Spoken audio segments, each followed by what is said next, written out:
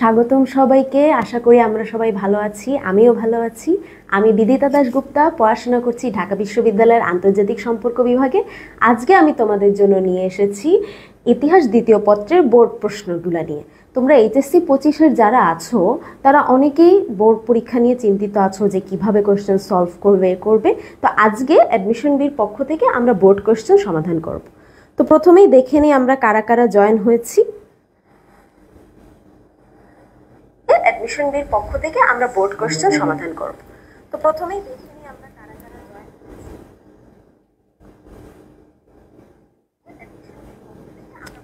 মোহাম্মদ আরমান আসসালামু আলাইকুম জানিয়েছে। ওয়ালাইকুম আসসালাম। আরো কারা কারা জয়েন হয়েছি দেখে নেই, একটু কমেন্ট করে জানাই। মোহাম্মদ আরমান আসসালামু আলাইকুম জানিয়েছে। বিশ্বাস চৌধুরী কমেন্ট করেছে। আর কারা কারা আছি একটু কমেন্ট করে জানাই।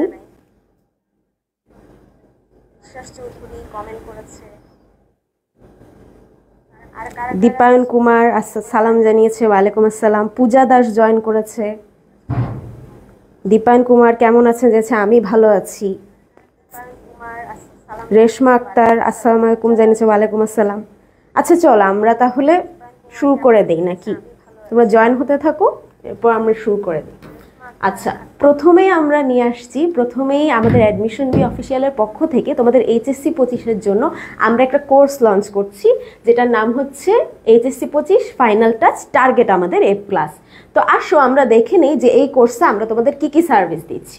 তো এই কোর্সে আমরা তোমরা মানবিকের যারা আছো তাদের মানবিকের সব সাবজেক্টগুলার আমরা ক্লাস নিব, যেমন পৌরনীতি, অর্থনীতি, সমাজবিজ্ঞান, ইসলামের ইতিহাস, তারপর সমাজকর্ম, যুক্তিবিদ্যা, ভূগোল, ইতিহাস, সবগুলো যেগুলো আছে সবগুলার আমরা 15টা করে ক্লাস দিব। সর্বমোট আমাদের ক্লাস হবে হচ্ছে 120টা এবং তোমাদের পরীক্ষা থাকবে হচ্ছে 60টা। তোমাদের 2টা করে ক্লাস নেওয়ার পর প্রতি ক্লাসের পর পরীক্ষা থাকবে। এবং এই কোর্সের ডিউরেশন কতক্ষণ হবে? এই কোর্সের ডিউরেশন হবে 90 দিন। এবং ক্লাস তো আমরা নিচ্ছি, সাথে আমরা আরও কি সার্ভিস পাবো, সাথে তোমাদের PDF দিয়ে দিব, নোটস দিয়ে দিব। এবং আমাদের টার্গেট তো খালি A+ না, A+-এর পরে আমাদের অ্যাডমিশন নিয়ে অনেক টার্গেট আছে নিশ্চয়ই। এবং অ্যাডমিশনে আমাদের টার্গেট কি? বেশিরভাগেরই পাবলিক ইউনিভার্সিটি থাকে, রাইট? অ্যান্ড বেশিরভাগেরই প্রথম চয়েস কি থাকে? ঢাবি, তাই না? তো এই অ্যাডমিশনের জন্য যে গাইডলাইন ওগুলোও আমরা দিব। এবং সাথে তোমাদের পরীক্ষায় বা এইচএসসি সংক্রান্ত কোনো সমস্যা যদি ফেস করো তাহলে ওটার জন্য লাইভ কাউন্সিলিংয়ের সুযোগ থাকবে। তোমরা আমাদের সাথে লাইভ কাউন্সিলিংয়ের মাধ্যমে আমাদের সাথে পরামর্শ করে নিতে পারো। তো আসো এখন দেখে নেই যে আমাদের টিচার্স প্যানেলে কারা কারা আছে। প্রথমে আছে তোমাদের রিফাত ভাইয়া, উনি নেবেন পৌরনীতি এবং যুক্তিবিদ্যা, অনেক ভালো পড়ান উনি। এরপর হলো আমাদের অর্থনীতি নেবেন সাদ ভাইয়া ঢাবির। এবং এরপরে আছেন বিদিতা আপু ঢাবির। কে কে? নিশ্চয়ই আমি, অবশ্যই, তাই না? তো হ্যাঁ, আমি তোমাদের ইতিহাস প্রথম এবং দ্বিতীয় পত্রের ইনস্ট্রাক্টর হিসেবে থাকবো। আমি তোমাদের ইতিহাসের যা যা প্রবলেম আছে সবগুলো আমি সলভ করে দিব, সমস্যা নাই। এরপর হলো ইসলামের ইতিহাস নেবেন আমাদের ঢাবিরই আরেক বাসার ভাইয়া। তো এখন ভাইয়া আপুরা, কোর্সের ফি কত ওটা নিয়ে আমাদের একটু টেনশন থাকে। তো কোর্সের ফি আমরা বেসিক্যালি 3000-এর মতো রাখি, কিন্তু আমরা প্রথম 100 জনের জন্য একটা ডিসকাউন্ট দিচ্ছি। প্রথম 100 জনের জন্য আমরা মাত্র 699 টাকা রাখছি। তো তোমরা সৌভাগ্যবান যারা প্রথম 100 জন আছো, তারা কিন্তু 699 টাকার মধ্যেই কোর্সটা অ্যাভেল করে ফেলতে পারছো। তো তোমরা জলদি ভর্তি হয়ে যাও যাতে 699 টাকার মধ্যে কোর্সটা পেতে পারো। অলরেডি কিন্তু 70-80% ভর্তি হয়ে গেছে। তো আসো আমরা এখন মেইন পড়া এসে যাই। আচ্ছা, তো তোমরা কারা আছো একটু দেখি।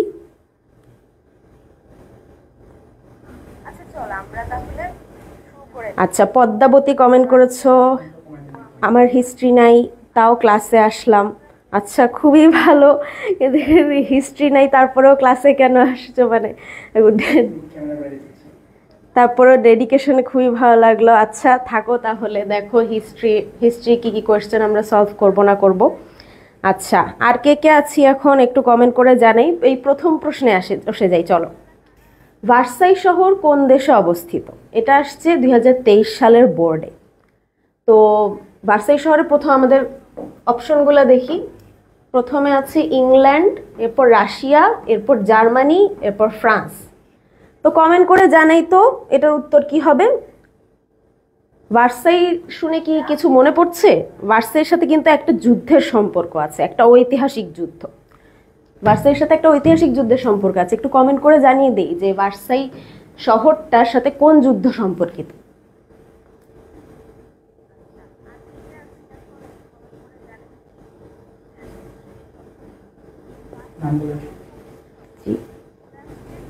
আচ্ছা, তোমরা কমেন্ট কারা করছো একটু দেখি। এর মধ্যে তোমরা ভার্সাই শহরের কথা আছে, এরপর এখানের মধ্যে তোমরা ইংল্যান্ড, রাশিয়া, জার্মানি, ফ্রান্স, এগুলোর মধ্যে সঠিক উত্তরটা জানিয়ে দেই তো কোনটা হবে।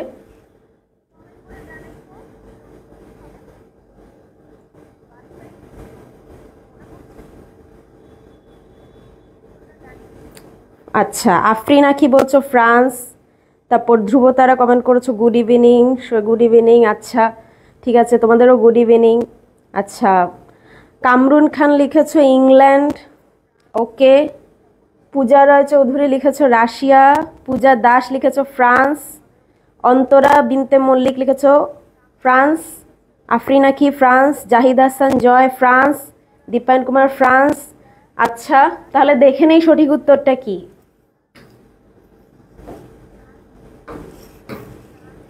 ফ্রান্স। তোমরা সবাই যারা সঠিক উত্তর দিয়েছো তাদের অনেক অনেক অভিনন্দন। দেখি তোমরা কারা কারা সঠিক উত্তর দিয়েছো। দীপায়ন, পূজা, তারপর মেহরাব, জাহিদ, আফরিন, সবাই তোমরা সঠিক উত্তর দিয়েছো, অভিনন্দন তোমাদের। রকিবুল ইসলাম রবিন ডি, হ্যাঁ ঠিক আছে। আচ্ছা, সেকেন্ড প্রশ্নে চলে যাই।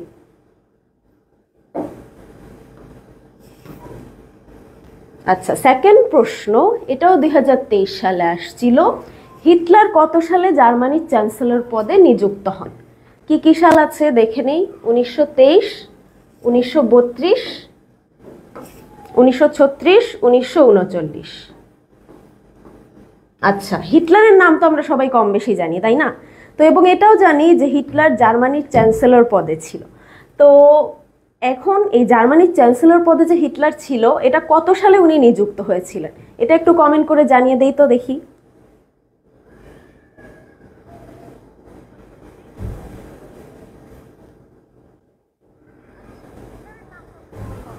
তাই না? তো এবং এটাও জানি যে হিটলার, আচ্ছা তো তোমরা কমেন্ট করে জানিয়ে দাও হিটলার কত সালে যুক্ত হন চ্যান্সেলর পদে।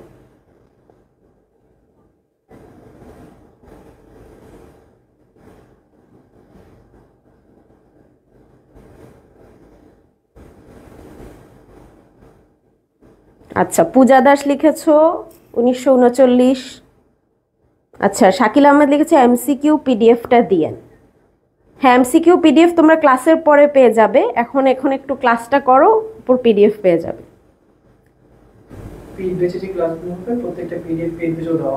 আচ্ছা, আর পেইড ব্যাচে যারা থাকছো তারা তো পিডিএফ পাবেই সবগুলো ক্লাসের। সে পিডিএফ নিয়ে কোনো চিন্তা করো না, এখন ক্লাসের এই প্রশ্নগুলোর একটু অ্যান্সার দাও। পূজা দাস লিখেছে 1939। আর কেউ পারবে? হিটলার কত সালে জার্মানির চ্যান্সেলর পদে নিযুক্ত হন? আচ্ছা, রকিবুল ইসলাম রবিন লিখেছে ক, 1923। দীপায়ন বলছে ঘ, ধ্রুবতারাও বলছে ঘ। আচ্ছা ঠিক আছে, এখন উত্তরে যাই, দেখি তোমাদের কাদেরটা সঠিক হয়েছে। 1932। 1932 সালে নিযুক্ত হয়েছে। তোমরা আনফর্চুনেটলি কেউ এটা বলতে পারো নাই। আচ্ছা, হিটলার হচ্ছে হলো 1932 সালে জার্মানির চ্যান্সেলর পদে নিযুক্ত হন। মেইনলি জার্মানির চ্যান্সেলর পদে উনি নিযুক্ত হওয়ার পরই 1933 সালে জার্মানির পুরা ক্ষমতা উনি নিয়ে নেন এবং ওনার নাৎসি বাহিনীর মাধ্যমে জার্মানির সম্পূর্ণ ক্ষমতা উনি 1933 সালে নিয়ে নেন। তো এটা আমাদের মাথায় রাখতে হবে, ঠিক আছে, ভুল করা যাবে না। 1932 সালে হচ্ছে হলো হিটলার প্রথম ক্ষমতায় আসে, চ্যান্সেলর পদে নিযুক্ত হন। আচ্ছা, এখন পরের প্রশ্নে আসছো।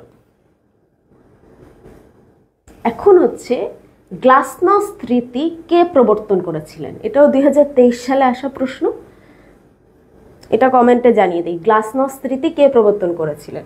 ক্রুশ্চেভ, ব্রেজনেভ, গর্বাচেভ নাকি ইয়েলৎসেন?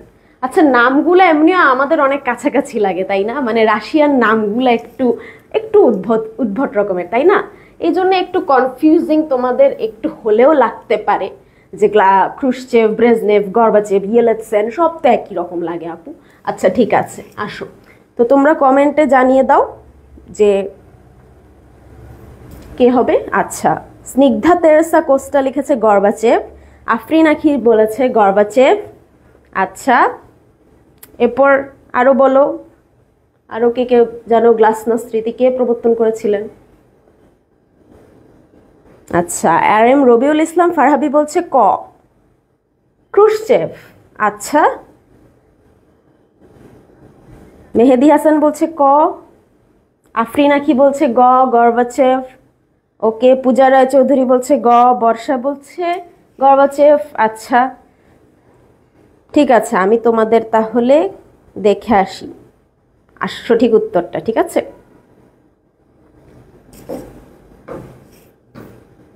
গর্বাচেভ। তোমরা গর্বাচেভ যারা সঠিক উত্তর দিয়েছো তাদেরটা হয়েছে। কারা কারা ঠিক লিখেছে এবার দেখে আসি। পূজা ঠিক বলেছো, বর্ষা ঠিক বলেছো, আফরিন আখি ঠিক বলেছো, তেরেসা কস্টা ও সবার আগে, তেরেসা কস্তা আর আফরিন আখি সবার আগে কমেন্ট করেছে, তোমাদেরটা ঠিক হয়েছে, অভিনন্দন তোমাদের। আচ্ছা, এবার পরের প্রশ্নে যাই নাকি? আচ্ছা, এটা যার আগে তোমাদের গ্লাসনস্ট নিয়ে কিছু বলে রাখি। গ্লাসনস্ট নিয়ে কি কোনো ধারণা আছে তোমাদের? কমেন্টে জানাও তো যে গ্লাসনস্ট নিয়ে তোমরা পড়েছো কিনা।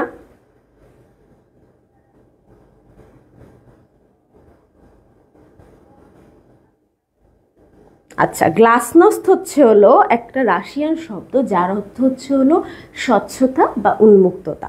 এটা সোভিয়েত ইউনিয়নের নেতা যে গর্বাচেভ যিনি ছিলেন, মিখাইল গর্বাচেভ, উনি হচ্ছে হলো এই রীতিটা প্রবর্তন করেছিলেন। মেইনলি এই রীতির উদ্দেশ্য হচ্ছে যে মত প্রকাশের স্বাধীনতা বা অন্যান্য যে গণতান্ত্রিক সংস্করণ, তার মাধ্যমে উনি গ্লাসনস্ট সেগুলো নিশ্চিত করার জন্য গ্লাসনস্ট রীতি প্রবর্তন করেছিলেন, যার মেইন কথা হচ্ছে বা মেইন অর্থ হচ্ছে স্বচ্ছতা। আচ্ছা, এবার পরের প্রশ্নে যাই।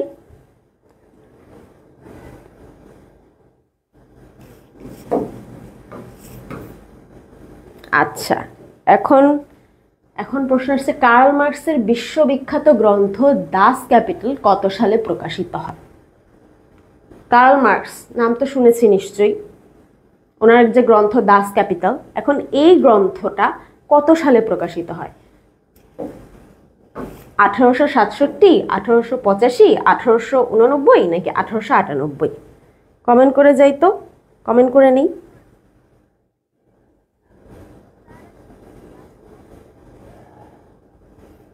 দাস ক্যাপিটাল কত সালে প্রকাশিত হয় এটা একটু জানিয়ে দিই। কার্ল মার্কসের বিশ্ববিখ্যাত গ্রন্থ দাস ক্যাপিটাল, এটা কিন্তু আমরা খুবই বিখ্যাত একটা গ্রন্থ। এটা কত সালে প্রকাশিত হয় এটা একটু কমেন্টে জানিয়ে দিই।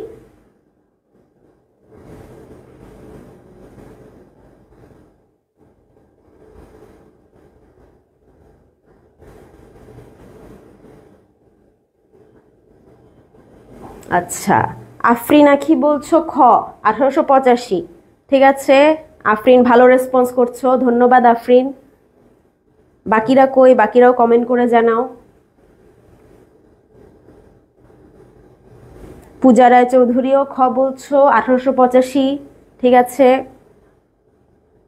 পূজা আর আফরিন ভালো ভালো কমেন্ট করছো, রেসপন্স করছো, তোমাদের রেসপন্স ভালো।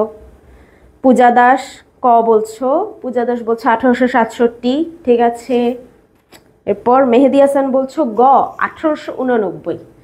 আচ্ছা, স্নিগ্ধা বলছো আবার ঘ। আচ্ছা, তোমাদের থেকে সব রকম আনসারই পেয়ে যাচ্ছি। তাহলে দেখা যাক আসল অ্যান্সারটা কি, দেখে ফেলি নাকি? আচ্ছা, প্রিয় লিখছো বি, শাকিলও লিখছো 2। আচ্ছা, বিয়ের উপর ভোট বেশি আসছে। দেখা যাক এখন কোন অ্যান্সার জয়ী হয় নাকি।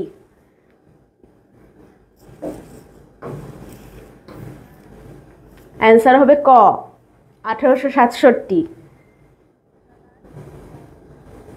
সাবিত হোসেন ক লিখেছ। আচ্ছা, আবার খ বলছো না, অ্যান্সার হবে ক, 1867। দেখি তোমরা কেউ সঠিক অ্যান্সার কি কেউ দিতে পেরেছো এবার? পূজা দাস ক লিখেছিলে। হ্যাঁ, পূজা দাস সঠিক উত্তর দিয়েছো, অভিনন্দন পূজা দাস। আচ্ছা, রকিবুল ইসলাম রবিন এ, ঠিক আছে। আমরা এখন পরের কোশ্চেনে যাই তাহলে। কত খ্রিস্টাব্দে কোল্ড ওয়ার অবসানের সরকারি ঘোষণা দেওয়া হয়? আচ্ছা, কোল্ড ওয়ার তো খুবই ইম্পর্টেন্ট একটা পার্ট আমাদের জন্য। কোল্ড ওয়ারটা কি আমাদের মোটামুটি নিশ্চয়ই ধারণা আছে, যে যুক্তরাষ্ট্র আর রাশিয়ার মাঝে যে একটা স্নায়ুযুদ্ধ হয়েছিল দুই দেশের মধ্যে, যে একটা মানে একদম যেটা সরাসরি যুদ্ধ আমরা বলি না, কিন্তু এই কোল্ড ওয়ার যেটা হয়েছিল মেইনলি যুক্তরাষ্ট্র আর রাশিয়া, এবং তাদের এটার কারণে যে বিশ্বে একটা বড় ধরনের অর্থনৈতিক এবং রাজনৈতিক প্রভাব পড়েছিল, সেটাকে আমরা কোল্ড ওয়ার বলি। আচ্ছা, তো এই কোল্ড ওয়ারের অবসান কিন্তু ঘটেছিল। এই কোল্ড ওয়ার অবসানের সরকারি ঘোষণা কত সালে দেয়া হয়, ওটাই জানতে চাচ্ছি আমি তোমাদের থেকে। এখানে কি কি আছে একটু অপশন দেখে নেই। 1963, 1969, 1987, 1989। কমেন্ট করে জানিয়ে দাও কোল্ড ওয়ার কত সালে অবসান হয়। আচ্ছা, 4 নাম্বার বলছে। হ্যাঁ, আমরা 5 নাম্বার কোয়েশ্চেনে আছি। 5 নাম্বারের অ্যান্সারটা জানিয়ে দাও।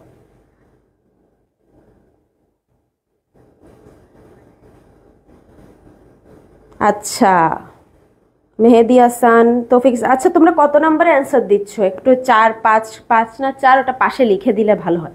মেহেদি হাসান ক, খ। তৌফিক ইসলাম 4, অন্তরা বণিক বি। আচ্ছা, 1969 লিখছো আমিনুল ইসলাম সৌরভ। আফরিনাকে লিখেছো ঘ, অন্তরা বণিক লিখেছো খ, আমিনুল ইসলাম সৌরভ লিখছো বি। বি। আচ্ছা, 1969 সৌরভ খুবই কনফার্ম, এই জন্য বারবার লিখছো নাকি 1969। আচ্ছা, এরপর পূজা দাস লিখছো 1989। আচ্ছা, এরপর সাজ্জাদ হোসেন লিখছো 1987। মেহেদি হাসান 5 ঘ। আচ্ছা, পূজা দাস 1990। তৌফিক ইসলাম 5 ঘ। আচ্ছা, মেঘনা রানী লিখছো 5 ঘ। আফরিনও লিখছো ঘ। ঠিক আছে, আমরা অ্যান্সারটা দেখে নেই, সঠিক অ্যান্সারটা কি হবে। 1989, 1989। হ্যাঁ, তোমরা কয়জন সঠিক আনসার দিয়েছো দেখি। পূজা দাস ঠিক লিখেছো, তারপর তৌফিক ইসলাম, মেঘা রানী, আফরিনাখি, সবার অ্যান্সার ঠিক হয়েছে। আবু হুরাইরা, হ্যাঁ ঠিক হয়েছে। আফরিনাখি, সাবিত হোসেন, তোমাদের সবার অ্যান্সার ঠিক হয়েছে। আচ্ছা, কোল্ড ওয়ার তোমরা অনেকে 1969 একজন বারবার দিচ্ছিলে না, 1969 হবে না, কারণ কোল্ড ওয়ার দ্বিতীয় বিশ্বযুদ্ধের পরে শুরু হয়েছিল, এবং 1960-63 সালে তখন অন্য একটা ঘটনা ঘটে। 1961 সালের দিকে বার্লিন প্রাচীর নির্মাণ হয়েছিল, 1963 সালের দিকে। আর 1989 সালে ওই বার্লিন প্রাচীর ভেঙে দেওয়া হয় এবং কোল্ড ওয়ারের অবসান হয়। আমি কি কনফিউশন ক্লিয়ার করতে পেরেছি? জানো তো যে বি বলছিলে, তোমার কনফিউশন ক্লিয়ার হয়েছে নাকি? 1989 হবে ভাইয়া, 1969 না। একটু গোলমাল একটু লাগতে পারে আর কি। হ্যাঁ, ভুল হয়ে গেছে। হ্যাঁ, এখান থেকেই ভুল করবে, পরে বোর্ডে গিয়ে ভালো করবে, যাতে বোর্ডে গিয়ে আর এই ভুলটা না হয়। এই তোমাদের কনফিউশন ক্লিয়ার করার জন্যই কিন্তু এই জন্য ক্লাস নিচ্ছি, যাতে তোমাদের বোর্ডে গিয়ে ভুল না হয়। আচ্ছা, বর্ষা লিখেছো, বর্ষাও ঠিক লিখেছো। শাকিল আহমেদও ঠিক লিখেছো। তোমাদের সবাইকে অসংখ্য ধন্যবাদ। এরপর পরের কোশ্চেন আসি, চলো। কোন পেশার মাধ্যমে মুসোলিনি তার কর্মজীবন শুরু করেন? আচ্ছা, মুসোলিনির নাম তো আমরা শুনেছি না, ইতালির ফ্যাসিস্ট, মানে আমাদের এখন ফ্যাসিস্ট সরকার আমরা যেটা বলি, তো ফ্যাসিস্ট নামটা কিন্তু তার এখান থেকেই আসছে, ফ্যাসিস্ট মুসোলিনি, বা মুসোলিনিকে আমরা ফ্যাসিস্ট নামেই চিনি আর কি। বিশ্ববিখ্যাত মুসোলিনি, ইতালির রাষ্ট্রনায়ক ফ্যাসিস্ট মুসোলিনি। তো এই মুসোলিনি প্রথমে কোন পেশার মাধ্যমে তার কর্মজীবন শুরু করেছিলেন একটু জানিয়ে দেই তো। শিক্ষকতা, সাংবাদিকতা, আইনজীবী নাকি সৈনিক? আচ্ছা কস্তা, স্নিগ্ধা তেরেসা কস্তা শিক্ষকতা লিখেছে। হ্যাঁ দীপায়ন কুমার লিখেছে এই সাবজেক্ট কনফিউশন। হ্যাঁ হ্যাঁ দীপায়ন, একটু সালে একটু কনফিউশন হবে, এই জন্য একটু ট্রিক করে পড়তে হয়, ঠিক আছে? তোমাদের ইতিহাস নিয়ে আমি সব কনফিউশন সব ট্রিক আমি শিখিয়ে দিব। আমাদের পেইড ব্যাচ আসছে সামনে, অবশ্যই আমি তোমাদের সব ধরনের সাজেশন তোমাদের দিয়ে দিব। আচ্ছা এখন বলো যে হ্যাঁ কস্তা লিখেছো শিক্ষকতা, নাজিম হাসান লিখেছো বি সাংবাদিকতা, পূজা দাস শিক্ষকতা, অন্তরা বিনতে মল্লিক শিক্ষকতা, সবুজ রায় ক, তারপর অন্তরা বিনতে মল্লিক ক, আফরিন আখি ক। আচ্ছা সবাই ক বলছো, দেখে নেই। সৌরভ লিখছো ক, অনামিকা রায় অনু ক, মেঘনা রানী ক। আচ্ছা দেখে নেই অ্যান্সারটা নাকি। শিক্ষকতা, তোমাদের অ্যান্সার ঠিক হয়েছে, সবাই মোটামুটি ভালো অ্যান্সার দিয়েছো, সবাই ঠিক লিখেছো। এবার সৌরভও ঠিক লিখেছো, এবার সৌরভকে অভিনন্দন। আচ্ছা স্নিগ্ধাতে এসে কথা, হিস্ট্রি আমার ফেভারিট সাবজেক্ট, ইন্টারেস্টিং। হ্যাঁ হিস্ট্রি পড়লে অবশ্যই ইন্টারেস্টিং, ট্রিক করে পড়লে গল্পের মতো করে পড়লে অনেক ইন্টারেস্টিং লাগবে। আচ্ছা আফরিন আখি, হ্যাঁ হ্যাঁ তোমাদের অ্যান্সার ঠিক হয়েছে সবার, ক ক হবে। ঠিক আছে এবার পরের প্রশ্নে যাই। আচ্ছা এখন কি আসছে, হিটলার তার আত্মজীবনী মাইন কাম্ফ কত সালে রচনা করেন? আচ্ছা আমরা তো হিটলারের বই সম্পর্কে জানি যে তার মৃত্যুর আগে তিনি একটা গ্রন্থ রচনা করে গিয়েছিলেন, সেটার নাম কি? মাইন কাম্ফ, তাই না? মাইন কাম্ফ। এখন এই বইটা কত সালে রচনা করেন এটা জানিয়ে দাও। 1920, 21, 24 নাকি 25? আচ্ছা দেখি একজন লিখেছে, জাকির পড়তেছে, লিখেছে আজ ইতিহাস সাবজেক্ট নাই বলে ক্লাস করা হলো না। আচ্ছা আরে দুঃখজনক। না তুমি ইতিহাস সাবজেক্ট নাই কিন্তু ইতিহাস জানার জন্য পড়তেও পারো, সমস্যা নেই, কিন্তু সামনে যেহেতু এইচএসসি তো আগে তোমার যে সাবজেক্টগুলো আছে ওগুলোই পড়ো, এরপর না। হ্যাঁ মাইমুন আক্তার লিখছে এটা কোন সাবজেক্ট? এটা হিস্ট্রি আপু, হিস্ট্রি সেকেন্ড পেপার। আচ্ছা রাকিল মিয়া লিখছো 1921, কস্তা লিখছো 1924 গ। আচ্ছা এরপর হচ্ছিল পূজা দাস, সাল মনে থাকে না। হ্যাঁ সাল নিয়ে আমাদের অনেক অবশ্যই কনফিউশন হয়, সাল কিভাবে মনে রাখা হয় এটা ট্রিকও আমি সামনে শিখিয়ে দেবো, কোনো সমস্যা নেই। এরপর হচ্ছে অন্তরা বন্তে মল্লিক লিখছে গ 1924। তারপর নুসরাত কি লিখছে, নুসরাত 92 92 নাকি, হ্যাঁ 1912। সবুজরা লিখছে 1925, 1924। মেঘনা রানী 7 গ। আবু হুরাইরা গ। সৌরভ লিখছে মেবি 1921 আপু। আচ্ছা তাহলে এখন আনসারটা দেখে আসি, তোমরা অনেকে অনেক রকম আনসার দিচ্ছ। নাৎসি বাইবেল, কস্তা লিখছে মেহেদি। আচ্ছা দেখে আসি এখন অ্যান্সারটা, 1924। আচ্ছা আফরিন আখি 7 গ ঠিক লিখেছো। তারপর কি হুরাইরা ঠিক বলেছো, মেঘনা রানী ঠিক বলেছো, অন্তরা মল্লিকও ঠিক বলেছো। তোমাদের সবাইকে অভিনন্দন যারা এটার ঠিক অ্যান্সার দিয়েছো। প্রদীপ বারল খ খ না 1924 হবে, প্রদীপ 1924। আচ্ছা এরপর পরের প্রশ্নে যাই। হিটলার ও মুসোলিনি কত সালে অক্ষশক্তি চুক্তি স্বাক্ষর করেন?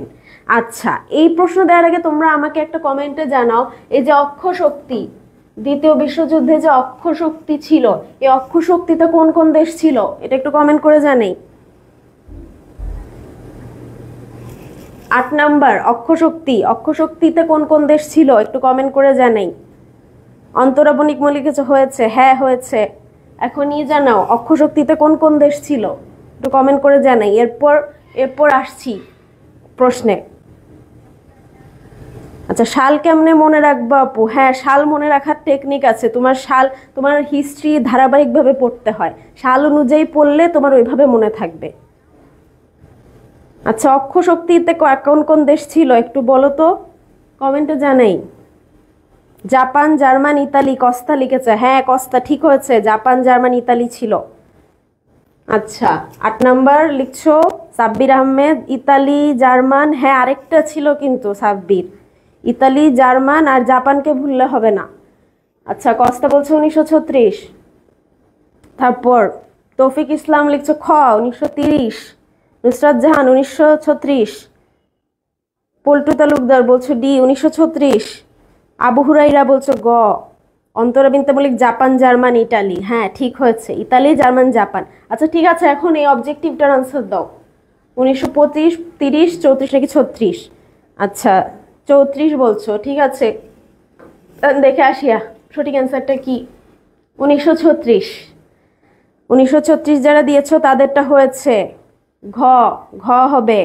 হ্যাঁ, আফরিন। আফরিন প্রায় সবগুলোরই সঠিক অ্যান্সার দিয়েছো।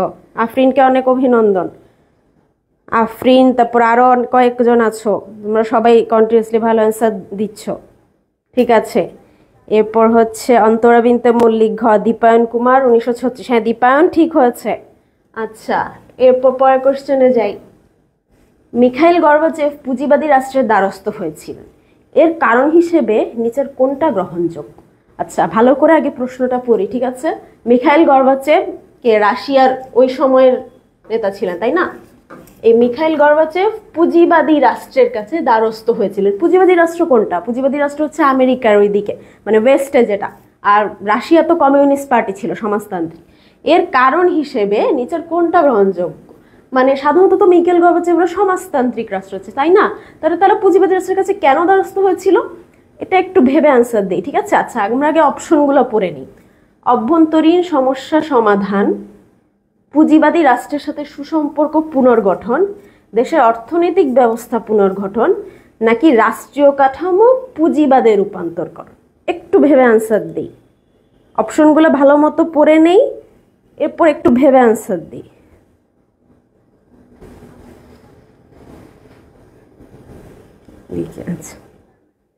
আচ্ছা, 9 তোমরা কি লিখছো? গ, দেশে অর্থনৈতিক ব্যবস্থা পুনর্গঠন, উম্মে সুমামা। এরপর লিখছো মাসুদ রানা বলছো ঘ। অন্তরা বিনতে মল্লিক 9 বলছো খ। হ্যাপি সরকার বলছো গ। সাব্বির আহমেদ খ। মোহাম্মদ ফাহিম ইসলাম খ। রাকিল মিয়া ক। একটু ভেবে আনসার দেই, একটু ভেবে আনসার দেই, একটু ভেবে আনসার দেই। প্রশ্নটা ভালো মতো পড়ি। আচ্ছা, স্নিগ্ধা তেরেসা কস্তা বলছো খ, হতে পারে পুঁজিবাদী রাষ্ট্রের সাথে সুসম্পর্ক পুনর্গঠন। আচ্ছা, তারপর আরো কেউ জানো? অন্তরা বিনতে মল্লিক গ বলছো। 9 গ, 9 গ। মহিউদ্দিন মারুফ খ। মেহেদি হাসান গ। প্রদীপ বড়াল গ। আচ্ছা, ঠিক আছে, এখন আনসারটা জেনে নেই আসল। ঠিক আছে, তোমরা আর কেউ আনসার দিতে চাও? আচ্ছা, এরপর হলো কি হবে? গ, দেশের অর্থনৈতিক ব্যবস্থা পুনর্গঠন। ঠিক আছে, যারা ক খ বলছো, খ বলছো, হ্যাঁ কস্তা বলেছিলে কি যে পুঁজিবাদী দেশের সুসম্পর্ক পুনর্গঠন। না কস্তা, তোমার মানে গ নাম্বারটা হবে কেন? কারণ হলো মিখাইল গর্বাচেভদের তখন অর্থনৈতিক ব্যবস্থা এমনিও ভালো ছিল না এই দেশে, তাই তাদের বাধ্য হয়ে পুঁজিবাদী রাষ্ট্রের কাছে দ্বারস্থ হতে হয়েছিল। এটাই হচ্ছে কারণ, নাহলে তারা কিন্তু সুসম্পর্ক পুনর্গঠন কোনো এমনি কারণ ছাড়া এভাবে করতে যাবে না। ঠিক আছে, বুঝতে পেরেছি? হ্যাঁ, মাসুদ রানা বলছে জি ম্যাম। মেহেদি হাসান হ্যাঁ গ, গ হবে অ্যান্সার। গ হবে। যারা গ দিয়েছে ওদেরটা ঠিক হয়েছে। আর যারা খ বলছিলে বা ক বলছিলে, এখন বুঝতে পেরেছি যে গ কেন হবে। হ্যাঁ, পূজা দাস বলেছে হয়েছে, অভিনন্দন পূজা, তোমারটা হয়েছে। আলিকা স্যার গ। আচ্ছা, এবার পরের প্রশ্নে যাই। আচ্ছা, ফ্যাসিও শব্দের অর্থ কি? ফ্যাসিও শব্দের অর্থটা চেনা চেনা কি লাগছে? ফ্যাসিস শব্দটা কিন্তু ফ্যাসিও থেকে আসছে, এটা বলে রাখি। এখন তোমাদের একটা ক্লু দিয়ে দিলাম, কিন্তু এখন বলো ফ্যাসিও শব্দের অর্থ কি? শক্তি, অস্ত্র,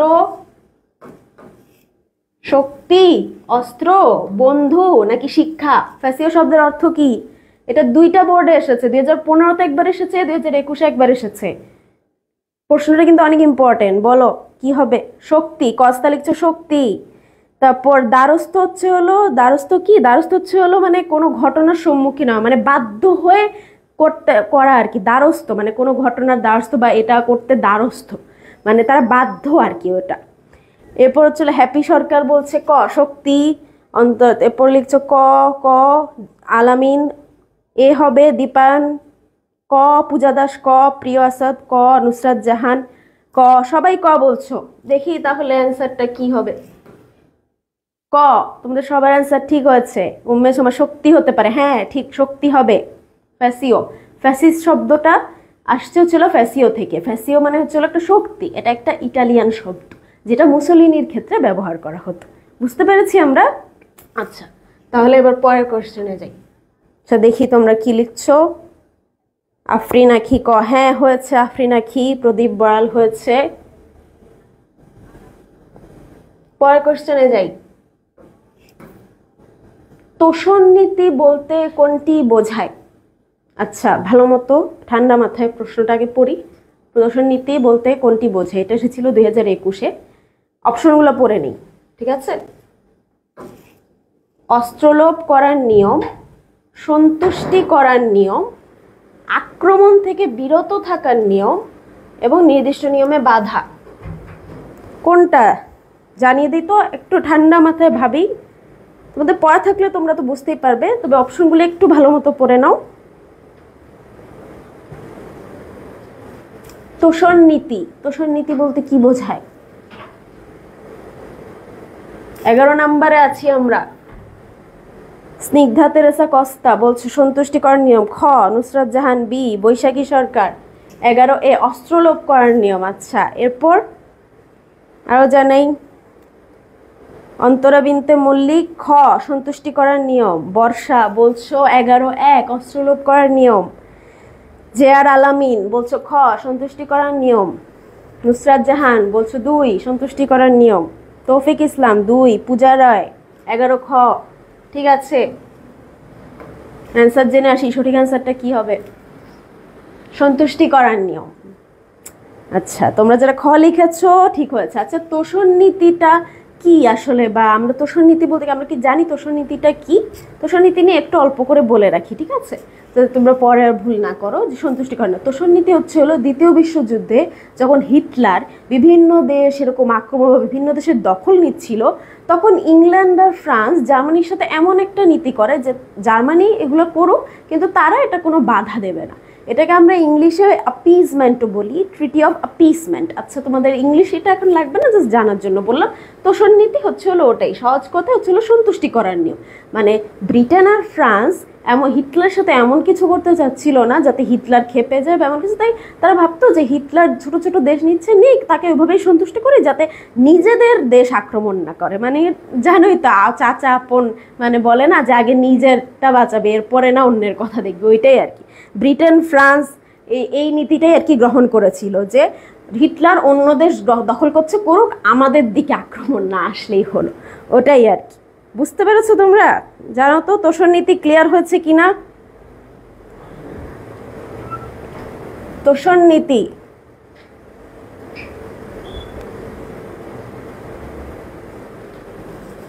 এগারো নাম্বার, তোষণ নীতি মানে সন্তুষ্টি করার নিয়ম। তো একটু জানিয়ে দাও তোষণ নীতি বুঝেছো কিনা তোমরা, তাহলে পরের প্রশ্নে যাব। পূজা দাস ক্লিয়ার হয়েছে? বুঝিয়েছি তোষণ নীতি কি? জি, মাসুদ রানা বলছে জি ম্যাম। মাসুদ রানা বুঝেছো? আর বাকিরা বুঝো নাই? মানে কনফিউশন থাকলে প্রশ্ন করো, সমস্যা নেই। তোষণ নীতি জি বুঝেছি, জি। পূজা দাস বুঝেছে, ফাহিম বুঝেছে, মহিউদ্দিন মারুফ বুঝেছে। ঠিক আছে। আচ্ছা, অন্তরা বিনতে মল্লিক জি আপু। রাখিল মিয়া লিখেছে এখানে কি কি বিষয়? এখানে মানবিকের সব গ্রুপ সাবজেক্টগুলো ক্লাস হয় রাখিল। আচ্ছা, মোহাম্মদ ফাহিম ইসলাম জি বুঝেছে। আচ্ছা, তাহলে পরের প্রশ্নে যাই, ঠিক আছে। প্যারিস সম্মেলনে কয়টা সন্ধি স্বাক্ষরিত হয়েছিল? 2021 সালের বোর্ডে আসছিল। 3, 5, 7 নাকি 8? আচ্ছা, প্যারিস সম্মেলন, তার আগে বলি প্যারিস সম্মেলনটা কি। এটা তো নিশ্চয়ই জানি যে প্যারিস সম্মেলন প্রথম বিশ্বযুদ্ধের পরে যেটা হয়েছিল, যে প্যারিস সম্মেলন, ওখানে বিভিন্ন সন্ধি স্বাক্ষরিত হয়েছিল, তার মধ্যে ভার্সাই চুক্তি একটা। তো খালি ভার্সাই চুক্তি যে ছিল এমন না, আরও কয়েকটা সন্ধি ছিল। তো আমাকে কমেন্ট করে জানিয়ে দাও তোমরা যে প্যারিস সম্মেলনে মোট কয়টা সন্ধি স্বাক্ষরিত হয়েছিল। 12 নম্বর কি হবে? 3, 5, 7 নাকি 8?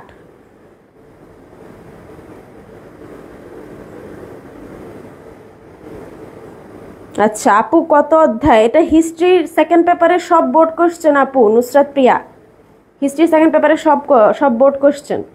আচ্ছা, পূজা দাস বলছো 3 কি 12? 3 না না, ক 3টা নাকি? আচ্ছা, খ এটা বলছো খ 5টা। পূজা দাস বলছো 3 মানে ক, তাই না? আচ্ছা, জিহাদ হাসান লিখছে আমি একমাত্র যে ইতিহাসে সবচেয়ে আরে সমস্যা নেই, ইতিহাসে মানে ট্রিকিভাবে পড়লে ইতিহাসে ভালো করতে পারবা, এখনও টাইম আছে হাতে, এইচএসসিতে ভালো করতে পারবা ভালোভাবে পড়লে। আচ্ছা, মেঘনা রানী 12 খ 5, অন্তরা বিনতে মল্লিক 5, ফাহিম ইসলাম খ, পূজা দাস 3টা সন্ধি। আচ্ছা, মাসুদ রানা বলছো খ হবে, জিহাদ হোসেন চৌধুরী বি, মেহরাব হোসেন ক, ফাহিম ইসলাম খ। আচ্ছা তোমরা ক খ বলছো, আচ্ছা দেখি অ্যান্সারটা জেনে আসি। হবে ছিল 5টা সন্ধি স্বাক্ষরিত হয়েছিল। তোমরা যারা খ বলেছো তাদেরকে অভিনন্দন, খ হবে 5টা সন্ধি স্বাক্ষরিত হয়েছিল। অ্যান্সার হবে তাহলে খ, অন্তরা বিনতে মল্লিক, পূজা রয়, নুসরাত জাহান, আফরিন নাকি, হ্যাঁ ঠিক হয়েছে তোমাদের। আচ্ছা, এরপর পরের কোশ্চেনে যাই। প্রথম বিশ্বযুদ্ধের সময় প্রথমে ইনফ্লুয়েঞ্জা ধরা পড়ে কোথায়? আচ্ছা, এখন আবার প্রথম বিশ্বযুদ্ধে আসছি। প্রথম বিশ্বযুদ্ধে আমরা তো জানি যুদ্ধে সবসময় অনেক রকম রোগ হয়, তাই না? এর মধ্যে ছিল ইনফ্লুয়েঞ্জা একটা। তো আমাকে তোমরা জানাও যে ইনফ্লুয়েঞ্জা কোন কোন কান্ট্রিতে সর্বপ্রথম ধরা পড়েছিল? এশিয়া, আফ্রিকা, ইউরোপ নাকি আমেরিকা? কোন মহাদেশে একটু জানাও। আচ্ছা, এরপর ছিল অন্তরা বিনতে মল্লিক, হ্যাঁ 5টা। স্নিগ্ধা তেরেসা কস্তা লিখছ আমেরিকা, ফাহিম ক আমেরিকা, অন্তরা বিনতে মল্লিক। আচ্ছা, কি সন্ধি আপু, কি সন্ধি? হ্যাঁ পূজা দাস, তোমাকে বলছি আমি এয়ারসারটা দিয়ে নেই, তারপর তোমাকে বলছি কি সন্ধি ছিল। আফরিন আখি ঠিক হয়েছে, হ্যাঁ। অন্তরা বিনতে মল্লিক ঘ আমেরিকা, নুসরাত জাহান 4 হবে, ফাহিম ইসলাম ঘ আমেরিকা। আচ্ছা, তো বেশিরভাগই বলছো আমেরিকা, এখন দেখে নিই আসলে সঠিক উত্তরটা কি। প্রথম বিশ্বযুদ্ধের সময় আমেরিকা। আচ্ছা, তোমরা বেশিরভাগই ঠিক অ্যান্সার দিয়েছো, অভিনন্দন। আচ্ছা, আমাকে কস্তা জিজ্ঞেস করেছিলে যে কি সন্ধি হয়েছিল, তাই না? এমনিও তোমাদের এগুলো ব্যাখ্যা আমি পরে বিভিন্ন ক্লাসে পড়াবো, বাট কস্তা যেহেতু জানতে চেয়েছো আমি এক কথা একটু বলে দিই যে প্যারিস সম্মেলনে প্রধানত 5টা সন্ধি চুক্তি হয়েছিল। একটা যেটা বললাম ভার্সাই চুক্তি, এরপর হলো সা জার্মেইন চুক্তি, এরপর হলো নুইলি চুক্তি, ট্রিয়ানন চুক্তি, আর হলো সেভ্রো চুক্তি। তো এগুলো আমি তোমাদের ডিটেলস পরে পড়াবো। এখন যে রাখো 5টা চুক্তি, ডিটেলস পরে পড়াবে, এখন একদিনে এত কিছু পড়লে মাথায় থাকবে না, ঠিক আছে? আচ্ছা, পূজা দাস আমেরিকা বলছো, আমেরিকা, হ্যাঁ আমেরিকা হয়েছে। রাকিব মিয়া বলছো খ না, আমেরিকা হবে। আচ্ছা, এখন পরের কোশ্চেনে যাই। সংখ্যালঘুদের জন্য লিগ অফ নেশনস কি করে? আচ্ছা, লিগ অফ নেশনস তো কি আমরা নিশ্চয়ই পড়েছি, প্রথম বিশ্বযুদ্ধের পর 1919 সালে লিগ অফ নেশনস প্রতিষ্ঠিত হয়েছিল, তাই না? যে লিগ অফ নেশনস কিন্তু পরে টিকে নাই, লিগ অফ নেশনস পরে কিন্তু ভেঙে গেছিল। প্রথম বিশ্বযুদ্ধের পরে মেইনলি যুদ্ধবন্ধ শান্তি প্রতিষ্ঠার জন্য লিগ অফ নেশনস প্রতিষ্ঠিত হয়েছিল। উড্রো উইলসন ছিলেন হলো তার প্রতিষ্ঠাতাদের মধ্যে অন্যতম, যুক্তরাষ্ট্রের তৎকালীন প্রেসিডেন্ট ছিলেন। আচ্ছা, তো এখন সংখ্যালঘুদের জন্য লিগ অফ নেশনস কি করেছিল? অপশনগুলো পড়ি। ইনফ্লুয়েঞ্জা কি ম্যাম? ইনফ্লুয়েঞ্জা একটা রোগ, একটা সংক্রামক রোগ, উম্মে সুমামা। আচ্ছা, আফরিন, পূজা দাস আমেরিকা। আচ্ছা, এখন আসি 14 নম্বরে আছি আমরা। এরপর হলো নির্দিষ্ট, অপশনগুলো পড়ে দেখি। নির্দিষ্ট বাসস্থান করে দেয়, সম অধিকার প্রতিষ্ঠা করে, আন্দোলনের অনুমতি দেয়, নাকি প্রতি বছর অনুদান দেয়? কোনটা হবে বলে দাও।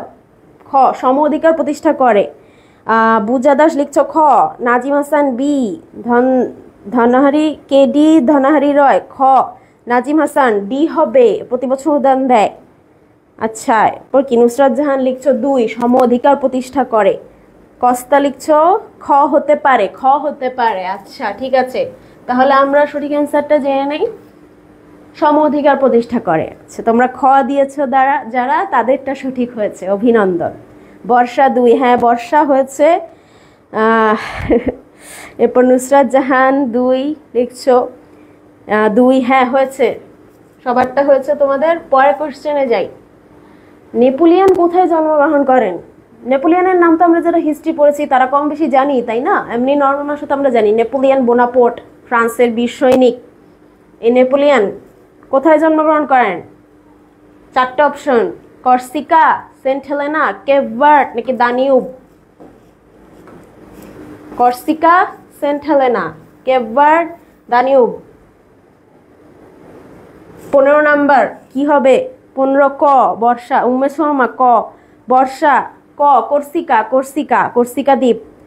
আচ্ছা এরপর হচ্ছে হলো, ঠিক আছে, কস্তা লিখছো সেন্ট হেলেনা দ্বীপ।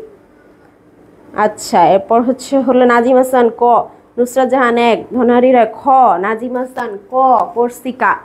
আচ্ছা পূজা দাস লিখছো ক, অন্তরা বিনতে মল্লিক ক। আচ্ছা দেখি সঠিক উত্তর কি হবে, কর্সিকা। যারা কর্সিকা লিখেছো ঠিক হচ্ছে। আচ্ছা তোমাদের এখানে একটা কনফিউশন আসতে পারে, কয়েকজন খ লিখেছো সেন্ট হেলেনা। আচ্ছা সেন্ট হেলেনায় কিন্তু নেপোলিয়ন জন্মগ্রহণ করে নেই। সেন্ট হেলেনায় কি হয়েছিল, সেন্ট হেলেনায় নেপোলিয়নের নির্বাসন হয়েছিল, মানে যুদ্ধে হারার পর যে নির্বাসনে পাঠানো হয় না, নেপোলিয়নকে সেন্ট হেলেনা দ্বীপের নির্বাসনে পাঠানো হয়েছিল এবং ওখানেই তিনি মৃত্যুবরণ করেন। তো এটা হচ্ছে জন্ম, ঠিক আছে, এটা জন্ম আর এটা হচ্ছে মৃত্যু, এটা আমরা মাথায় রাখবো, ঠিক আছে, ভুলে যেন না ফেলি। কর্সিকা হচ্ছে জন্মস্থান আর সেন্ট হেলেনা দ্বীপে হচ্ছে হলো নেপোলিয়নকে নির্বাসন করা হয়েছিল এবং এখানেই তিনি মৃত্যুবরণ করেন। বুঝতে পেরেছি আমরা? আচ্ছা পূজা দাস কর্সিকা, হ্যাঁ হয়েছে।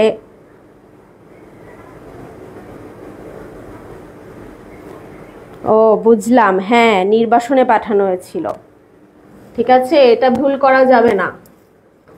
আচ্ছা এবার পরের প্রশ্নে আসি, পরের প্রশ্ন। আচ্ছা তোমাদের জন্য আবার আমি আমাদের কোর্সের নিয়ে আসছি। তোমরা এইচএসসি 25-এ যারা আছো, বোর্ড পরীক্ষা যারা দিবে, তাদের জন্য আমরা অ্যাডমিশন বি নিয়ে আসছি। ফাইনাল টাচ টার্গেট আমাদের এ প্লাস। এখানে মানবিকের জন্য থাকবে, মানবিকের যে গ্রুপ সাবজেক্টগুলো আছে ওইগুলোর জন্য হচ্ছে হলো পৌরনীতি ক্লাস, অর্থনীতি 15টা, সমাজবিজ্ঞান, ইসলামের ইতিহাস, ভূগোল, যুক্তিবিদ্যা, সমাজকর্ম, এগুলো থাকবে। এর মধ্যে আমি তোমাদের ইতিহাস ক্লাস নিব 15টা ক্লাস এবং তোমাদের মানবিকের সব ক্লাস মিলিয়ে হবে 120টা ক্লাস। পরীক্ষা হবে 60টা। আর হচ্ছে হলো আমাদের কোর্স ডিউরেশন কত হচ্ছে 90 দিনের। তো আমাদের এই পেইড ব্যাচে খালি ক্লাস না, ক্লাসের সাথে তোমরা পিডিএফ পাচ্ছ, নোটস পাচ্ছ, আর এইচএসসির পরে অ্যাডমিশন নিয়ে তো আমাদের একটু চিন্তা থাকেই, তো অ্যাডমিশনের গাইডলাইন পাচ্ছ এবং আমাদের সাথে লাইভ কাউন্সিলিংয়েরও সুযোগ পাচ্ছ। তোমাদের এইচএসসিতে যা যা প্রবলেম আছে সেগুলোর জন্য আমরা তোমাদের সাথে কাউন্সিলিং করব, তোমাদের কোনো প্রবলেম যদি থাকে তাহলে ওগুলো সলভ করব। আচ্ছা ঠিক আছে, আর এসে যে আমরা পরে আবার ব্যাক করি না কি, দেখি তোমরা কি কমেন্ট করছো দেখি তো। আচ্ছা আচ্ছা তোমার ক্লাস শেষে আপু অনেক থ্যাঙ্কস নাজিম হাসান। আচ্ছা কি ঠিক আছে। আচ্ছা এখন পরে ইয়েতে আসি, পরে কোশ্চেনে আসি। এখন আমরা দেখে নিই যে তোমাদের টিচার প্যানেল, আমি যে বলেছিলাম যে আমরা টিচারদের সাথে কাছে, এখন এই টিচার প্যানেলে কারা আছে এটা একটু দেখে নিই। তোমাদের রিফাত ভাই আছেন ঢাবির পৌরনীতি ও যুক্তিবিদ্যার, এরপর আছেন তোমাদের সাদ ভাইয়া হাবির ইনস্ট্রাক্টর অর্থনীতি, এরপর আছে কে বিতা আপু, আমি আছি তোমাদের সাথে ইতিহাস সাবজেক্ট নিয়ে পড়ালেখা করছি ঢাবির আন্তর্জাতিক সম্পর্ক বিভাগে। তোমাদের ইতিহাসের যা যা প্রবলেম আছে সব আমি সলভ করে দেবো, সমস্যা নাই। এরপর হচ্ছিল ইসলামের ইতিহাস নিয়ে থাকছেন বাসার ভাই ঢাবিরই, আমরা সবাই ঢাবির স্টুডেন্টরা আছি তোমাদের সর্বোচ্চ সার্ভিস দেওয়ার জন্য। এরপর হচ্ছে হলো এমনি কোর্স ফিটা, আমাদের প্রশ্ন আসতে পারে যে কোর্স ফি কত। কোর্স ফি আমরা নর্মালি 3000 রাখি, কিন্তু প্রথম 100 জন যারা, তাদের জন্য আমরা মাত্র 699 টাকা রাখছি। তো তোমরা যারা ভর্তি হতে চাও তারা তাড়াতাড়ি 699 টাকায় ভর্তি হয়ে যায়, এই সুযোগ কিন্তু বেশি দিন থাকছে না। প্রথম 100 জনের জন্যই আমরা এই সুযোগটা রাখবো। তো তোমরা তাড়াতাড়ি ভর্তি হয়ে যাও, 3000 টাকার কোর্স মাত্র 699 টাকায় আমরা প্রোভাইড করব। তো আসো এখন আমরা পড়ায় ফিরে যাই। তোমরা কে কে জয়েন আছো দেখি।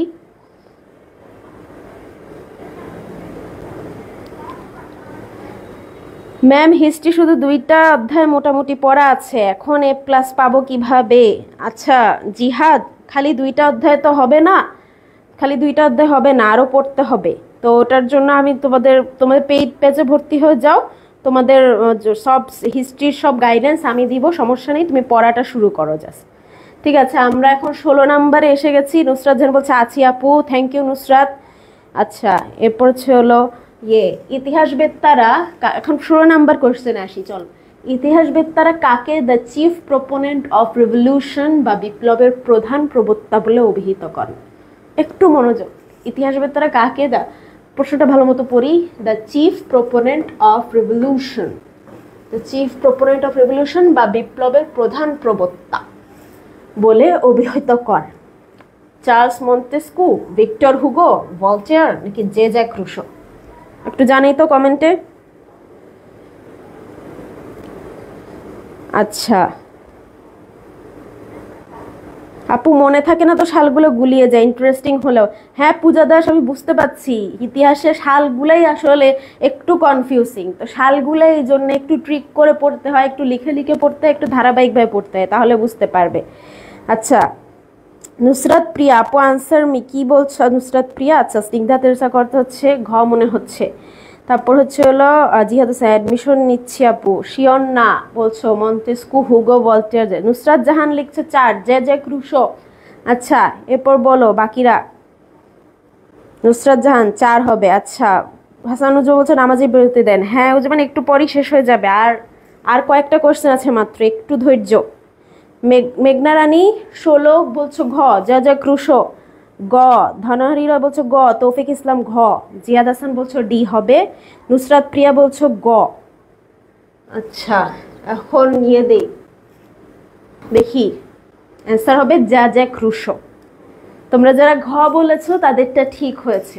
তো এখানে আমি একটা কথা বলে রাখি যে বিপ্লবের প্রধান প্রবক্তা, এখানে বিপ্লব বলতে মূলত ফ্রেঞ্চ বিপ্লব বোঝানো হচ্ছে, যেখানে জে জ্যাক রুসোর একটা বড় ভূমিকা ছিল। তো ইতিহাসবেত্তারা জে জ্যাক রুসোকে ফ্রেঞ্চ বিপ্লবের প্রধান প্রবক্তা বলে অভিহিত করে। আচ্ছা তো উম্মে মরিয়ম বলছো ঘ, যারা বলছো ঘ 16 ডি। হ্যাঁ যারা ঘ বলছো ওদেরটা ঠিক হয়েছে। আচ্ছা এরপর এতে আসি, পরের কোশ্চেনে আসি। কোড নেপোলিয়নে কতটি ধারা ছিল? কোড নেপোলিয়ন নামটা। আচ্ছা আপু কত টাকা কোর্স? নুসরাত জাহান 699 টাকা, প্রথম 100 জনের জন্য 699, এরপরে 3000 হয়ে যাবে টাকা। উম্মে মরিয়ম বলছো 17 নম্বর। আচ্ছা কোড নেপোলিয়ন থেকে কোড নেপোলিয়নটা কি আমরা প্রথমে একটু জেনে আসি, ঠিক আছে? কোড নেপোলিয়নের আগে তোমরা নেপোলিয়নের নাম তো শুনেছো তাই না? তো কোড নেপোলিয়নে কতটা ধারা ছিল?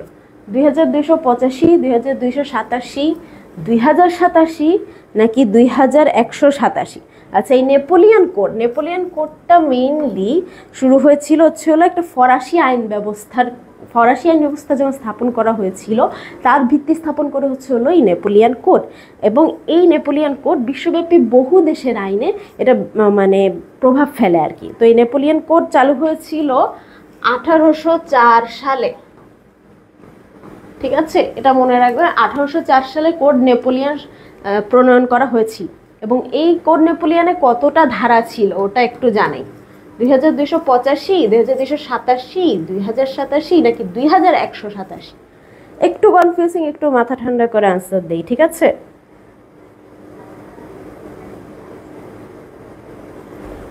আচ্ছা বর্ষা বলছো 2287, মহিউদ্দিন মারুফ বলছো 2287, নুসরাত জাহান বলছো 2 খ।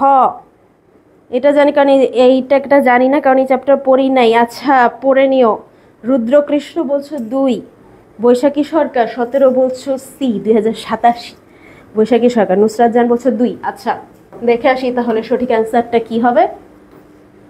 2187, ঠিক আছে? খ হবে, খ হবে না, 2187 হবে। কোড নেপোলিয়ন নুসরাত 2187 হবে। 2 না 2187 হবে। ঘ হবে 17, ঘ হবে। নুসরাত জাহান হ্যাঁ একটু ভুল হয়ে গেল, 2187 হবে, এটা মনে রাখতে হবে। কোড নেপোলিয়নে 2187টি ধারা ছিল। আচ্ছা পরের কোশ্চেনে যাই এখন। ফরাসি রাজতন্ত্রকে একটি স্বৈরতন্ত্রী প্রতিষ্ঠানে পরিণত করেন কে? একটু ভালো মতো, ঠিক আছে? এটা হচ্ছিল ফ্রেঞ্চ বিপ্লবের আগের ঘটনা, যে ফরাসি রাজতন্ত্র, ফরাসিতে আগে মোনার্কি বা রাজতন্ত্র ছিল, এটাকে স্বৈরতন্ত্র প্রতিষ্ঠান করে কে? চতুর্দশ লুই, ষোড়শ লুই, নেপোলিয়ন নাকি রোবসপিয়ার? জানিয়ে দেই তো।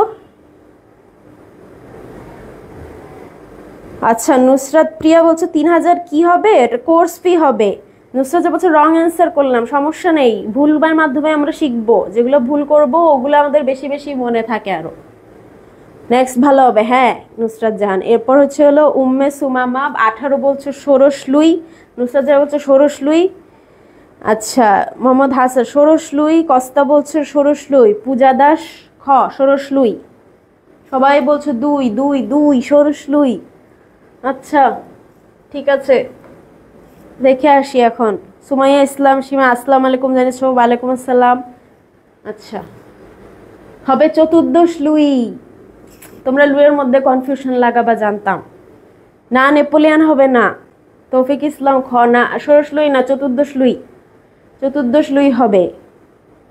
ফরাসি রাজতন্ত্রকে ফ্রান্সের রাজা চতুর্দশ লুই, যিনি সূর্য রাজা নামেও পরিচিত, তা আমরা একটু জেনে রাখবো। চতুর্দশ লুই উনি ছিল সূর্য রাজা নামে পরিচিত। উনি মেইনলি রাজতন্ত্রকে সম্পূর্ণ স্বৈরতন্ত্রী শাসনে পরিণত করেন এবং উনি এমন একটা ধারা জারি করেন যেটা হচ্ছে হলো, যেটার মূল কথা হচ্ছিল রাজা মানেই রাষ্ট্র, মানে পুরোপুরি রাজতন্ত্রকে একটা স্বৈরতন্ত্রী প্রতিষ্ঠানে পরিণত করে ফেলে, তাই না? আমরা বলছি স্বৈরাচারী সরকার বাইকে, মানে রাজাই সব, রাজাই মেইন, তো এটাই হচ্ছে হলো তুই রাজতন্ত্রকে স্বৈরতন্ত্রী অধিকারে পরিণত করে ফেলে। আচ্ছা ঠিক আছে, 18 নাম্বার হচ্ছে ক, বুঝতে পেরেছি?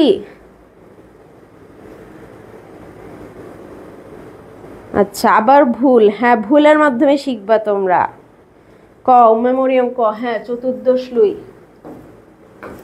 আচ্ছা পরের প্রশ্নে যাই। আমি রাষ্ট্র আমি আইন, হ্যাঁ হ্যাঁ স্নিগ্ধা কস্তা ঠিক বলেছ। আচ্ছা বুর্জোয়ারা কোন শ্রেণীর অন্তর্গত?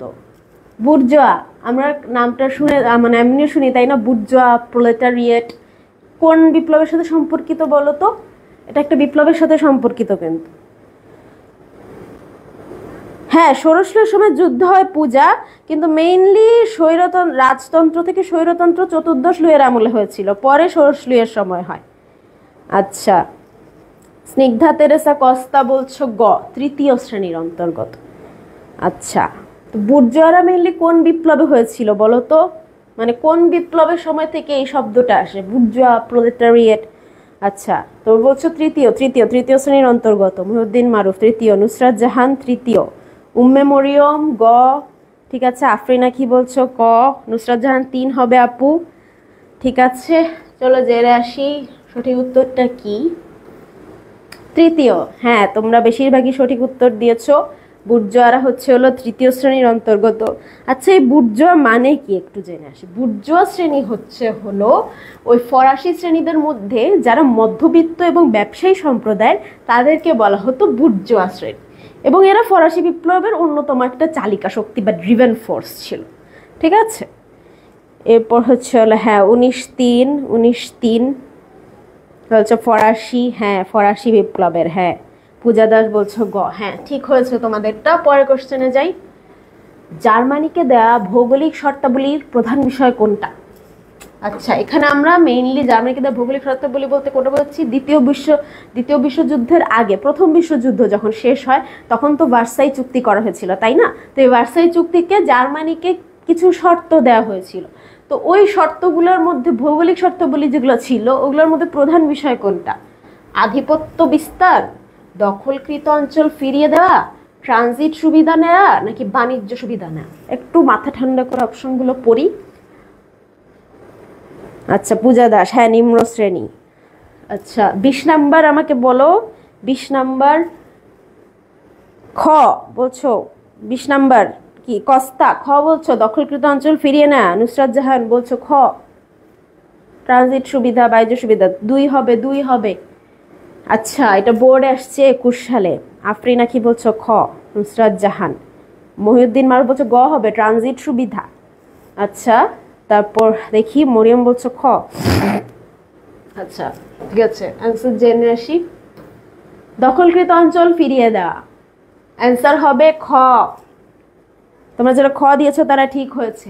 মেইনলি জার্মানি প্রথম বিশ্বযুদ্ধের সময় যে অঞ্চলগুলো দখল করেছিল ওই অঞ্চলগুলো যাতে ফিরিয়ে দেওয়া, ওইটাই ছিল শর্ত। ফ্রান্সকে আলসাস, হ্যাঁ কস্তা ঠিক বলেছো, আলসাস ও লোরেন ফিরিয়ে দিতে হয়েছিল। কস্তা পারছো ভালোই। মেঘনা রানী, ধনারি রয় খ খ। আফরিন আখি খ, হ্যাঁ হয়েছে তোমাদেরটা। আলসাসাল লরেন ফিরিয়ে দিতে হয়েছিল। হ্যাঁ নুসরাত জাহান ঠিক হয়েছে। হ্যাঁ তোমাদের সবাইকে অভিনন্দন।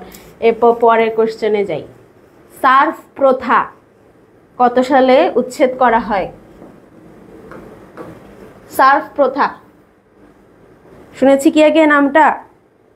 আচ্ছা আরাফাত হোসেন সালাম দিয়েছো, ওয়ালাইকুম আসসালাম আরাফাত।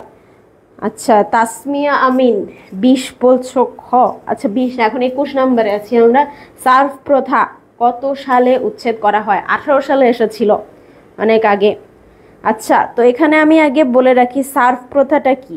সার্ফ প্রথাটা ছিল মূলত কৃষকদের ওপর আরোপিত একটা দাসত্বমূলক ব্যবস্থা, যেটা রাশিয়ান তৎকালীন সম্রাট জার আলেকজান্ডার 1861 সালে এসে 1861 সালে এসে বিলুপ্ত করেন। আচ্ছা তো সার্ফ প্রথা কত সালে উচ্ছেদ করা হয়? ঠিক আছে, সার্ফ প্রথা বলতে গিয়ে দেখো তোমাদের অ্যান্সারও বলে দিলাম। ঠিক আছে সমস্যা নেই। এখন বলো সার্ফ প্রথা বুঝতে পেরেছো কি না? কস্তা কি না কি কি লিখছো? সার্ফ প্রথা ফার্স্ট অ্যান্সার ঠিক হচ্ছে 1857। না 1857 হবে না, এটার অ্যান্সার হবে হলো 1861। সার্ফ প্রথা তৎকালীন সম্রাট যে আলেকজান্ডার জার কৃষকদের উপর এই যে প্রথাটা ছিল, যে বৈষম্যমূলক বা দাসত্বমূলক ব্যবস্থা, সেটা ছিল 1861 সালে রাশিয়ান সম্রাট আলেকজান্ডার জার বিলুপ্ত করেন। আচ্ছা 4 হবে 1861। হ্যাঁ নুসরাত 4 হবে। ঠিক আছে পরের কোশ্চেনে যাই। ভার্সাই সন্ধিতে কতটি দেশের প্রতিনিধি অংশগ্রহণ করেছিল? আচ্ছা আবার ভার্সাই সন্ধি এসে গেল। তোমাদের ভার্সাই সন্ধি নিয়ে কয়েকবারও তো বলেছি। ভার্সাই সন্ধি যেটা প্রথম বিশ্বযুদ্ধে পরে হয়েছিল, এখানে কতটা দেশের প্রতিনিধি অংশগ্রহণ করেছিল? 22, 32, 42 নাকি 53? 22 নাম্বার কত হবে? উম্মে মরিয়ম মহিউদ্দিন মারুফ ঘ বলছো। 22 নাম্বার ঘ 53। একটু জানো তো ভার্সাই সন্ধিতে কতটা দেশের প্রতিনিধি অংশগ্রহণ করেছিল? আচ্ছা এরপর হলো নাজমুস সাকিব খান আছো। এরপর হলো সুমাইয়া ইসলাম সীমা ঘ 53। আফরিন আখি বলছো খ 32। আচ্ছা 22, 32, 42 নাকি 53 জানিয়ে দাও আফরিন আখি। আচ্ছা নাজমুস সাকিব খান আপনার ক্লাসে চলে আসলাম। হ্যাঁ ধন্যবাদ নাজমুস সাকিব। তারপর হলো আফরিন আখি বলছো খ, আমিন চাঁদনি বলছো খ, আফরিন আখি খ, নাজিম হাসান এ 22। আচ্ছা আমিন চাঁদনি খ। আচ্ছা তোমাদের এখন দেখে নেই সঠিক অ্যান্সারটা কি হবে। 32। ভার্সাই সন্ধিতে মূলত 32টা দেশের প্রতিনিধি অংশগ্রহণ করেছিল, যার মাধ্যমে এই ভার্সাই সন্ধিতে মূলত দোষটা জার্মানির উপর দেওয়া হয়েছিল এবং জার্মানিকে বিভিন্ন শর্ত দেওয়া হয়েছিল। আচ্ছা তো নুসরাত জাহান বলছো শিওর না? হ্যাঁ 32 হবে। মহিউদ্দিন মারুফ খ। হ্যাঁ 32টা দেশ মনে রাখি যেন 32 হবে 32। ঠিক আছে এখন পরের কোশ্চেনে যাই। মনরো ডক্ট্রিন কবে প্রণীত হয়? 2017 সালে আসছিল মনরো ডক্ট্রিন। আচ্ছা তো এই মনরো ডক্ট্রিন কবে প্রণীত হয়? মনরো নামটা কোত্থেকে আসছে ভাই? আপু আমাদের মনে প্রশ্ন আসতেই পারে যে মনরো ডক্ট্রিন এটা আবার কি? মনরো ডক্ট্রিনটা মেইনলি আসছে আমেরিকার প্রেসিডেন্ট জেমস মনরোয়ের নাম থেকে। উনি ওনার নামে একটা নীতি প্রণয়ন করেন, যেটা মূলত সার্বভৌমত্বর রীতি বলতে পারো, যে ইউরোপের অন্যান্য এমন একটা নীতি যে ইউরোপের অন্যান্য দেশ আমেরিকার অভ্যন্তরীণ বিষয়ে হস্তক্ষেপ করতে পারবে না। তো এটা মেইনলি আমেরিকার সার্বভৌমত্বের নীতি, সেটাকেই বলা হচ্ছিল মনরো ডক্ট্রিন, যেটা হলো আমেরিকার প্রেসিডেন্ট জেমস মনরো প্রণীত করেছিল। এখন আমাকে তোমরা জানাও যে মনরো ডক্ট্রিন কত সালে প্রণীত হয়? আচ্ছা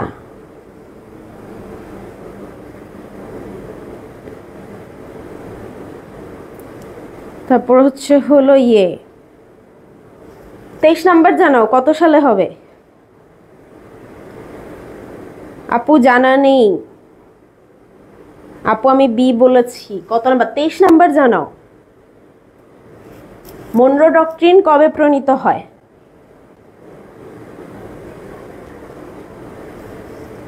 আচ্ছা ডি মেবি আপু শিওর না। 1823 নাকি? আচ্ছা আমিনা চাঁদনি বলছো ক 1800। ধনতেরি বলছো ক। 23 নাম্বার জানাও, 23 নাম্বার আনসার কি হবে? নুসরাত জাহান বলছে 1800, আমিনা যদি বলছো ক। আচ্ছা এটার অ্যান্সার জেনে নিই। 1823 মনরো ডক্ট্রিন হচ্ছিল 1823 সালে পরিণত হয়, যেটা আমেরিকার প্রেসিডেন্ট মনরো, জেমস মনরো প্রতিষ্ঠিত করেছিলেন, যার মূল কথা ছিল আমেরিকার অভ্যন্তরীণ বিষয় ইউরোপ কোনো হস্তক্ষেপ করতে পারবে না। ঠিক আছে, আমরা ক্লিয়ার কি হয়েছি? রিমঝিম বৃষ্টি বলছো 23, গ না 1823। 1823 আফরিনা কি বলছো? আপু জানি না। আচ্ছা 1823 আফরিন 1823 হবে মনরো ডক্ট্রিন। আচ্ছা পরের কোশ্চেনে যাই। ত্রিশক্তি চুক্তির জনক কে? হিটলার, দ্বিতীয় উইলিয়াম, বিসমার্ক নাকি চার্চিল?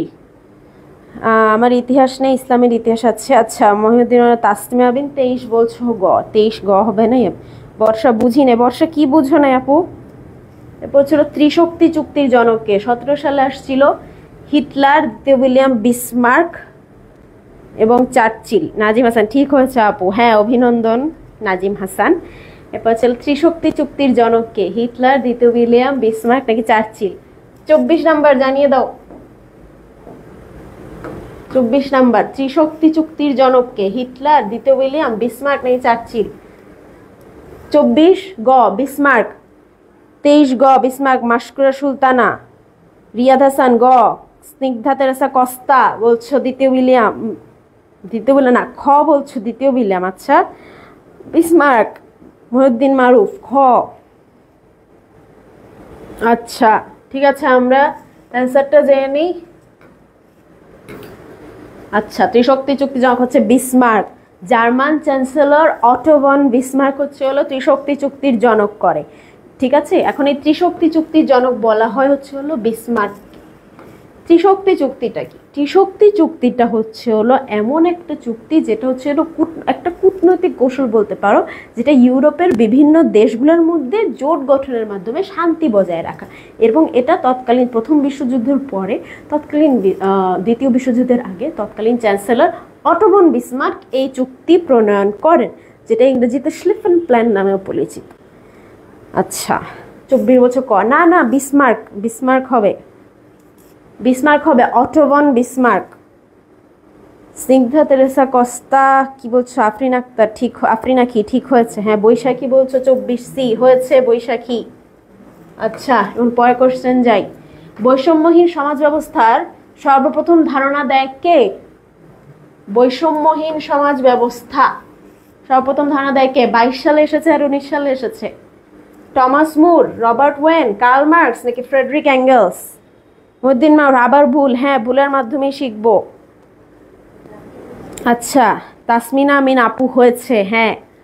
এবার বলো 25 নাম্বার বলো। বৈষম্যহীন সমাজ ব্যবস্থা সর্বপ্রথম ধারণা দেয় কে? Thomas Moore, Robert when, Karl Marx নাকি ফ্রেডরিক অ্যাঙ্গেলস? 25 গ কার্ল মার্কস, কার্ল মার্কস। আচ্ছা কার্ল মার্কস। থমাস মুর, বর্ষা বলছো টমাস মুর, ওকে। স্নিগ্ধা তেরেসা কস্তা, টমাস মুর। আচ্ছা এরপর জেনে নেই সঠিক উত্তরটা কি? টমাস মুর। তোমরা অনেকেই করতে পারো যে কার্ল মার্কস তো দাস ক্যাপিটাল, ওখানে বৈষম্য, কিন্তু না, সমাজ ব্যবস্থার সর্বপ্রথম ধারণা বলো, সর্বপ্রথম ধারণা হচ্ছে টমাস মুর দিয়েছিল। টমাস মুরের একটা বই ছিল, ওই বইটার নাম হচ্ছে ইউটোপিয়া। এই ইউটোপিয়া বইয়ের মধ্যেই সর্বপ্রথম টমাস মুর বৈষম্যহীন সমাজ ব্যবস্থার কথা বলে। ঠিক আছে, ইউটোপিয়া বইতে আমরা বলি না যে একটা ইউটোপিয়ান সাম্রাজ্য বা ইউটোপিয়ান মানে কাল্পনিক, যেটা আর কি মানে বৈষম্যহীন সমাজ ব্যবস্থা অনেকটা কাল্পনিক, এটাই আর কি বলা হয় যে টমাস মুর বলেছিল যে বৈষম্যহীন সমাজ ব্যবস্থা সর্বপ্রথম ধারণা দেওয়া ছিল টমাস মুর। আচ্ছা তোমরা 3 কি বলছো? না কার্ল মার্কস না, 25 হবে টমাস মুর। হ্যাঁ মেঘনা রানী ঠিক হয়েছে। কস্তা ক, হ্যাঁ ঠিক হয়েছে। পরের কোশ্চেন। কার প্রতিষ্ঠিত শাসন ব্যবস্থা রাশিয়ার জানতন্ত্র নামে পরিচিতি পায়? 19 সালে আসছিল। আচ্ছা এটা আমাকে অ্যান্সার করো।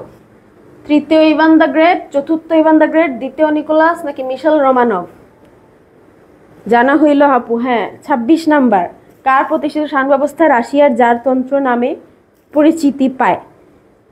আপু ফার্স্ট পেপার, হ্যাঁ ফার্স্ট পেপারও করাবো, সেকেন্ড পেপার আজকে সেকেন্ড পেপার। 26 ক তৃতীয় ইভান দ্য গ্রেট। আচ্ছা বাকিরা জানো 26 কি হবে? তৃতীয় চতুর্থ ইভান দ্য গ্রেট, দ্বিতীয় নিকোলাস নাকি মিশেল রোমারো? আবার ভুল আপু, হ্যাঁ ভুল। আচ্ছা এরপর হচ্ছে রিয়াদ হাসান 26 গ দ্বিতীয় নিকোলাস।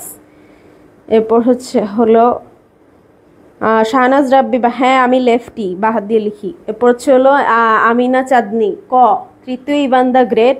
নুসরাত জাহান বলছে 3। আচ্ছা জেনে আসি অ্যান্সারটা কি হবে। তৃতীয় ইভান দ্য গ্রেট। যারা অন্য অ্যান্সার বলেছ ভুল হয়েছে, নিকোলাস হবে না, তৃতীয় ইভান দ্য গ্রেট। আচ্ছা তৃতীয় ইভান দ্য গ্রেট হবে 26। তৃতীয় ইভান দ্য গ্রেট তিনি ইভান রাশিয়ার তৃতীয় ইভান, রাশিয়ার প্রথম জার ছিল হলো তৃতীয় ইভান দ্য গ্রেট, যিনি রাশিয়ায় জারতন্ত্র প্রবর্তন করেন। আচ্ছা পরের কোশ্চেনে যাই। ভৌগোলিক সাম্রাজ্যবাদের অবসান ঘটে কিভাবে? 2019 সালে আসছিল। ভৌগোলিক সাম্রাজ্যবাদ, ফরাসি বিপ্লব, প্রথম বিশ্বযুদ্ধ, রুশ বিপ্লব নাকি দ্বিতীয় বিশ্বযুদ্ধ?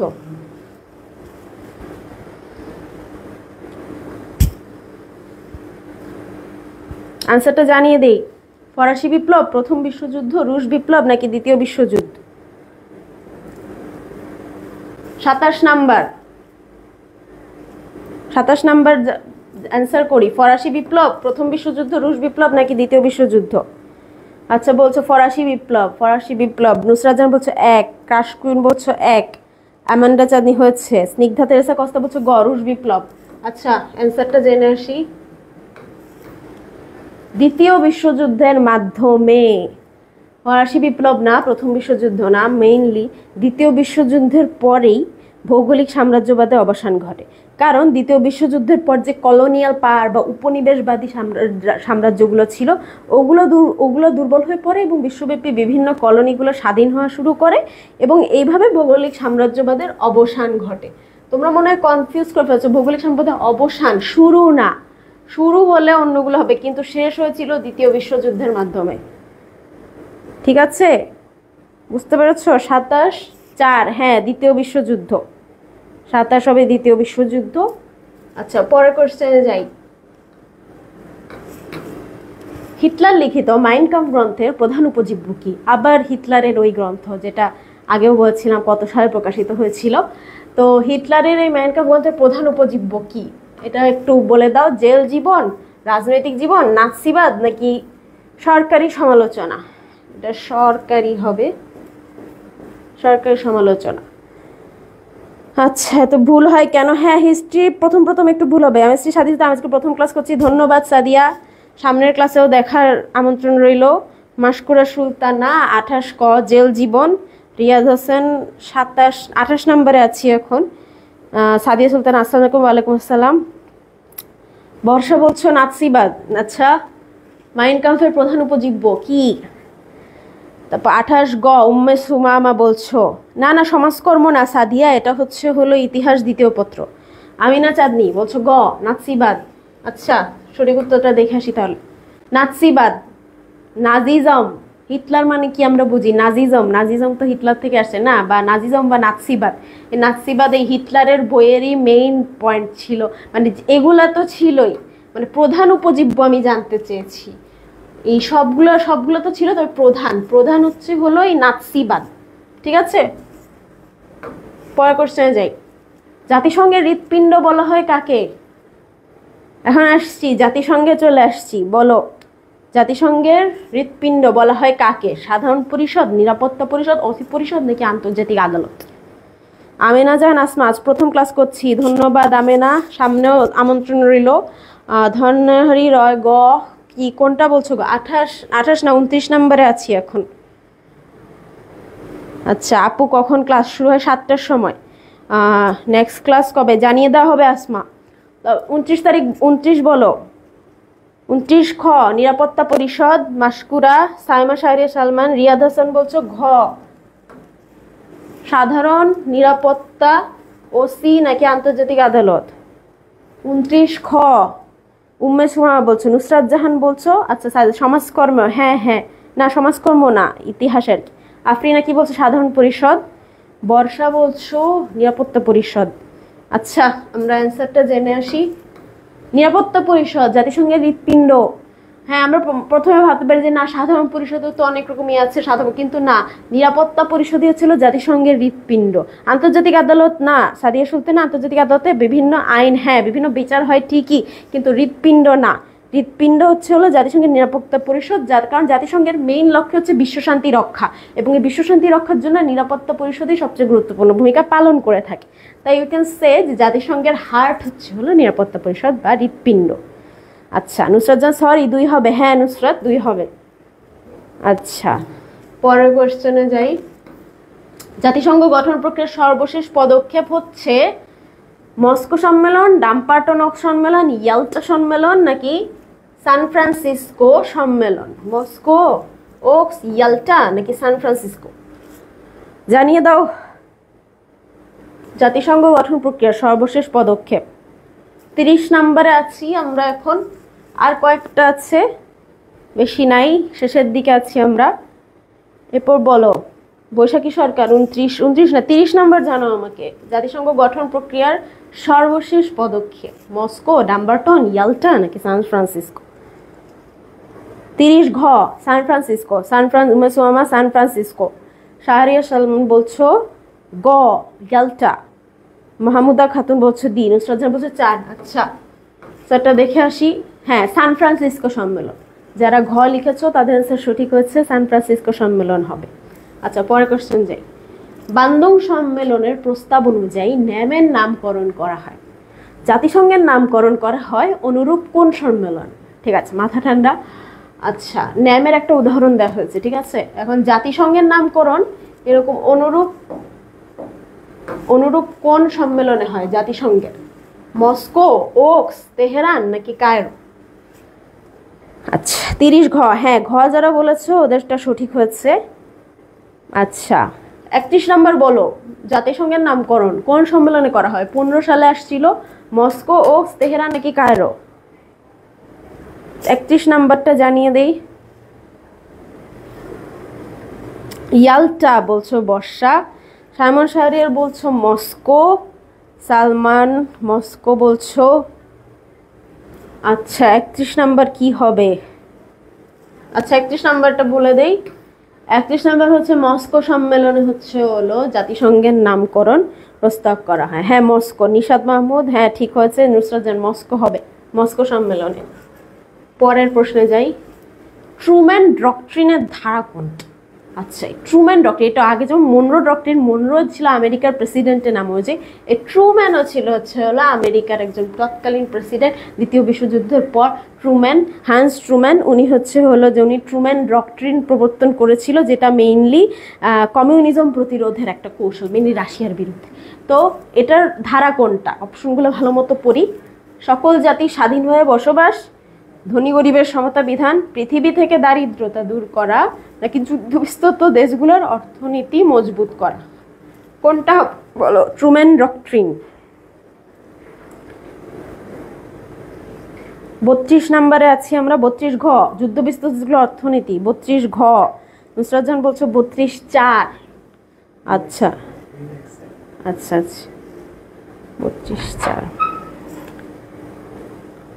আমিন জাহান আসমা বলছো 1, নুসরাত জাহান বলছো 4। আচ্ছা এখন আমরা সঠিক অ্যান্সার জেনে আসি। সকল জাতির স্বাধীনভাবে বসবাস, ট্রুম্যান ডক্ট্রিন না ট্রুম্যান ডক্ট্রিনের ধারা ছিল সকল জাতি স্বাধীনভাবে বসবাস। 32 হবে 1, 4 না। আচ্ছা নুসরাত জাহান বলছো 4, যুদ্ধবিস্তৃত না, 4 হবে না, সকল জাতির স্বাধীনভাবে বসবাস এটা হবে, স্বাধীনভাবে বসবাসের অধিকার। আচ্ছা পরের কোশ্চেনে যাই। স্নায়ুযুদ্ধ শব্দটার প্রথম প্রয়োগকারী কে? এটা অ্যান্সার দিয়ে তো। স্নায়ুযুদ্ধ, স্নায়ুযুদ্ধ মানে কি? কোল্ড ওয়ার না? কোল্ড ওয়ার প্রথম প্রয়োগকারী কে? অধ্যাপক ফ্রাঙ্কেল, অধ্যাপক ফ্রিম্যান, ফুলটন নাকি বার্নার্ড বারুচ? 33 নাম্বার। স্নায়ুযুদ্ধ ভালোভাবে পড়া হয় নাই। হ্যাঁ কস্তা, স্নায়ুযুদ্ধ পড়ে নিও। স্নায়ুযুদ্ধ, এই যে স্নায়ুযুদ্ধর আরেকটা কোনটা হবে অ্যান্সার? 33 খ অধ্যাপক ফ্রিডম্যান। জিয়া খান বলছো, উম্মে সুমামা বলছো অধ্যাপক ফ্রিডম্যান, মাশকুরা সুলতানা বলছো বার্নার্ড বারুচ, নুসরাত জাহান বলছো বার্নার্ড বারুচ। আচ্ছা দেখে আসি। হ্যাঁ বার্নার্ড বারুচ। যারা সাদিয়া সুলতানা, এটা কোন অধ্যায়? এটা হিস্ট্রি শর্ট সিলেবাসে যা যা আছে বোর্ড কোশ্চেন ওগুলো আমরা সলভ করছি আজকে। সাদিয়া। নিশাদ মাহমুদ 33 বছর অধ্যাপক ফ্রিডম্যান। না না বার্নার্ড বারুচ হবে, বার্নার্ড বারুচ, বার্নার্ড বারুচ হবে, নামটা মনে রাখি, বার্নার্ড বারুচ। ঠিক আছে। ট্রুম্যান ডক্ট্রিন, আবার ওই যে ট্রুম্যান ডক্ট্রিন এসে গেল। আমি কিন্তু আগের প্রশ্নেই তোমাদের দিয়ে রেখেছিলাম, একটা হিন্ট দিয়ে রেখেছিলাম। ট্রুম্যান ডক্ট্রিন কি হবে? আচ্ছা, ট্রুম্যান ডক্ট্রিন কোন দেশের বিরুদ্ধে প্রয়োগ করা হয়? মার্কিন যুক্তরাষ্ট্র, জার্মানি, রাশিয়া নাকি জাপান? বলো তো। 34 নাম্বার, 34 নাম্বার পাওয়ার কথা, কারণ 34 নাম্বার, 34 গ রাশিয়া। আচ্ছা ইউনিট পড়া হয়নি। আচ্ছা 34 নাম্বার কিন্তু আমি আগেই ট্রুম্যান ডক্ট্রিন নিয়ে আমি একটা জিনিস বলে আসছিলাম। আপু ফার্স্ট ক্লাস আজকে নিশাদ মাহমুদ, ধন্যবাদ নিশাদ, স্বাগতম। নেক্সট ক্লাসেও তোমাকে আমন্ত্রণ জানাচ্ছি। নুসরাত জাহান বলছো 3 রাশিয়া। হ্যাঁ Russia, Russia, Russia. Simon Shahraj Simon বলছো খ। নুসরাত জাহান বলছো 3, আমিন চাঁদি বলছো ক। আচ্ছা আমি ট্রুম্যান ডক্ট্রিন কিন্তু আগেও বলে আসছি, যারা তখন ভালোভাবে শুনেছো তারা কিন্তু এটা অ্যান্সার করতে পারবে, যারা শুনো নাই ওরা ভুল অ্যান্সার দিবে। তো দেখে আসি অ্যান্সার কি। আমি জানি যারা শুনেছো ওরা ঠিকই দিবে। কস্তা, নুসরাত জাহান, হ্যাঁ রাশিয়া, রাশা। নুসরাত জাহান কস্তা ঠিক হয়েছে, রাশা হবে অ্যান্সার, রাশা। হ্যাঁ যারা শুনেছো ট্রুম্যান ডক্ট্রিন, আমি আবারও বলে দেই, ট্রুম্যান হলো মার্কিন প্রেসিডেন্ট হ্যান্স ট্রুম্যানের প্রণীত ডক্ট্রিন, যেটা হলো কমিউনিজমের বিরুদ্ধে, বা বলতে পারি রাশিয়ার বিরুদ্ধে হলো এই নীতি প্রণয়ন করা হয়। আচ্ছা সাদিয়া সুলতানা, হ্যাঁ মানবিকের সব বিষয়ে এই কোর্স আমাদের কোর্সে পড়ানো হবে। মেঘনা রানী 34 ক, না রাশিয়া হবে, রাশিয়া। আফরি নাকি? হ্যাঁ হয়েছে। আচ্ছা লাস্ট কোয়েশ্চেন, স্নায়ুযুদ্ধ অবসানে সবচেয়ে বেশি কৃতিত্ব কার? ইয়েলৎসিন, রিগান, ক্রুশ্চেভ নাকি গর্বাচেভ? ইয়েলৎসিন, রিগান, ক্রুশ্চেভ নাকি গর্বাচেভ? স্নায়ুযুদ্ধ আবার কোল্ড ওয়ার, এটাই লাস্ট কোয়েশ্চেন, অ্যান্সার দিয়ে ফেলো। আচ্ছা 35 ঘ গর্বাচেভ, মাশকুরা সুলতানা ঘ গর্বাচেভ। 25 নাম্বার কি হবে অ্যান্সার করে দেই। 25 নাম্বার লাস্ট কোয়েশ্চেন, 3 4 মনে পড়ছে না নিশাদ মামু। 35 4 গর্বাচেভ, নুসরাত জাহান গর্বাচেভ। আচ্ছা অ্যান্সারটা দেখে নেই। গর্বাচেভ, হ্যাঁ গর্বাচেভ হবে। যারা ঘ দিয়েছো তাদের অ্যান্সার ঠিক হয়েছে। আমেনা জাহান রুটিনটা দিয়ে দিব, পেইড ব্যাচে ভর্তি হলো রুটিনটা আমরা দিয়ে দিব, সমস্যা নেই, এটা ফ্রি ক্লাস হচ্ছে। নুসরাত জাহান 4, হ্যাঁ ঠিক আছে, নুসরাত জাহান গর্বাচেভ হবে। তো এরই মাধ্যমে আজকের ক্লাস শেষ হলো। আবারও বলে দিতে চাই যে আমাদের যে কোর্স এইচএসসি 25 তোমাদের জন্য যে কোর্স নিয়ে এসেছি আমরা, ওই কোর্স হলো টার্গেট আমাদের A+ ফাইনাল টাস্ক, যেখানে মানবিকের সব গ্রুপ সাবজেক্ট পড়ানো হবে, পৌরনীতি, অর্থনীতি, সমাজবিজ্ঞান, ইসলামী ইতিহাস, ইতিহাস, ভূগোল, যুক্তিবিদ্যা, সমাজকর্ম, এবং ক্লাস হবে 120টা, পরীক্ষা হবে 60টা, এবং 90 দিনের কোর্স প্ল্যান থাকবে। আচ্ছা এরপর হলো আপু পেইড ব্যাচের পে করতে হয় কত? হ্যাঁ পেইড ব্যাচের পে হলো 699, প্রথম 100 জনের জন্য আমরা 699। আপু প্রি ক্লাস কয়দিন হবে? প্রি ক্লাস হলো আমাদের ঈদের পরই পেইড ব্যাচের ক্লাস শুরু হবে। আচ্ছা এরপর থাকছে তোমাদের পিডিএফ নোটস সবই দিয়ে দিব, এবং আমাদের টিচারদের সাথে লাইভ কাউন্সিল করার সুযোগ থাকছে। তো এই টিচার্স প্যানেলের কথা তোমাদের আগেও বলেছি যে আমাদের টিচার্স প্যানেলে তোমাদের রিফাত ভাইয়া থাকবে, সাদ ভাইয়া থাকবে, তোমাদের বিহিতা আপু, আমি বিহিতা দাশগুপ্তা পড়াশোনা করছি আন্তর্জাতিক সম্পর্ক বিভাগে, তোমাদের ইতিহাস সাবজেক্ট নিয়ে আমি থাকবো, বাসার ভাইয়া থাকবে ইসলামের ইতিহাস নিয়ে। পেমেন্ট নিয়ে অনেকে জানতে চাচ্ছিলে, পেমেন্ট নিয়ে প্রথমে বলে রাখি, প্রথম 100 জন 699 পাবে। তো নিশাদ আহমদ, আমার নাম বিদিতা। এরপর হলো পেইড ব্যাচে মেহেদি হাসান, আমার নাম হচ্ছে বিদিতা। তোমাকে বিদিতা আপু বলতে পারো। তারপর ইয়ে 3000 টাকা থেকে 3000 টাকার মেইনলি আমি 3000 রাখবো, বাট ডিসকাউন্ট হিসেবে 699 টাকা। ঠিক আছে, তো এটাই হলো আমাদের কোর্সের ইয়ে। তো তোমাদের কোর্স প্ল্যান নিয়ে তোমাদের ছিলাম, তোমাদের সাথে আমি আজকে আমি তোমাদের ইতিহাস সেকেন্ড পেপার নিয়েছিলাম। বিহিতা দাশগুপ্তা, পড়াশোনা করছি ঢাকা বিশ্ববিদ্যালয়ের আন্তর্জাতিক সম্পর্ক বিভাগে। অন্য কোনো ক্লাসে তোমাদের সাথে অবশ্যই দেখা হবে। আজকের জন্য শুভকামনা রইল, ভালো থেকো। আসসালামু আলাইকুম।